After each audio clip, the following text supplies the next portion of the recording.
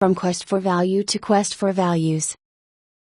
The global funds are business firms led by managers whose goal is to maximize stock value, following the mandates of their shareholders and investors.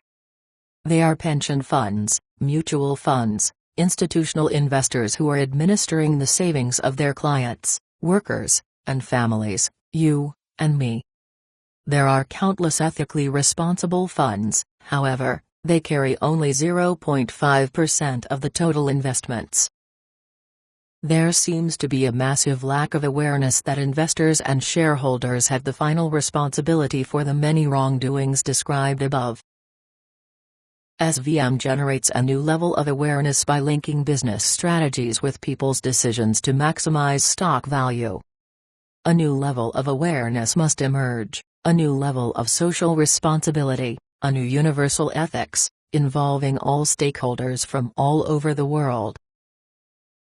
SVM is born of the incorporation of economic thinking into strategic management. Economics as a discipline originated as a branch of moral philosophy, therefore, it is a powerful way to introduce ethical dimensions into business disciplines. Probably the architects of modern business ethics did not realize the consequences of their thinking.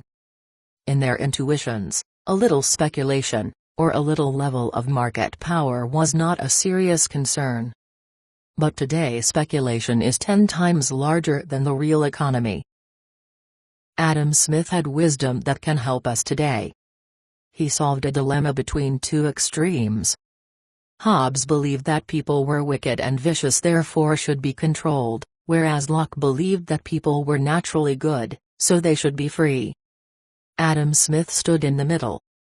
People can have values and virtues, but not everyone has them, so institutions need to intervene to preserve personal liberties. It is a continuous learning process in which we need to find ways to improve our system.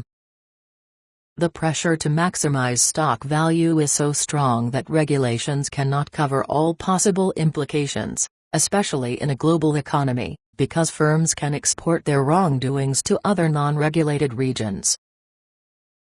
According to Milton Friedman, if firms do not maximize stock value, they can suffer serious consequences. Upset investors may abandon such firms, leading to a fall in stock values that can then lead to a lack of equity financing.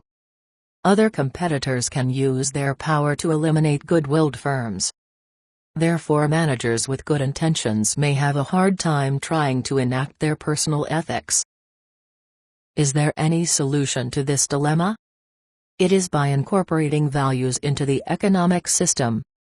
A firm with strong values can be rewarded by the community, employees, clients, partners, and the government.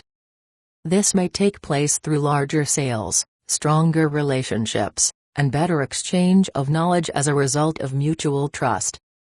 In that case, there is no contradiction between maximization of stock value and ethical values. The community must enact its values. Investors need to invest in ethical firms or ethical investment funds, even though their yields may not be as high as they would be otherwise. Consumers would need to buy from ethical firms, even though they may not have the best prices.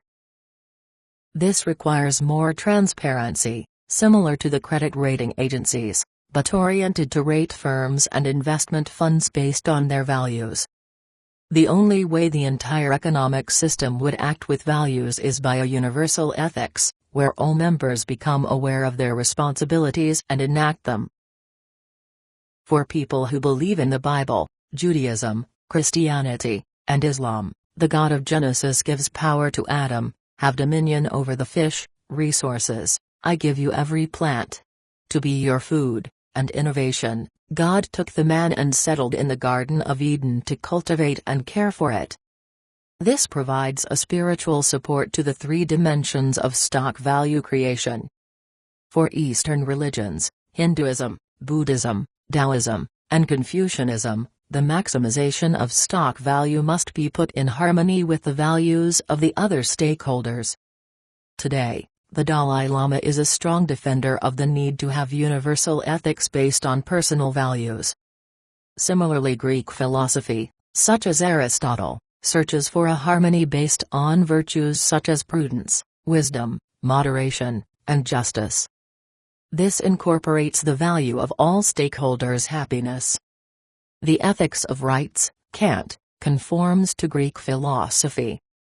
Ethical values must be universal in order to be ethical, so maximization of shareholder wealth must also maximize the wealth of the other stakeholders to be acceptable. Win-lose situations are not acceptable.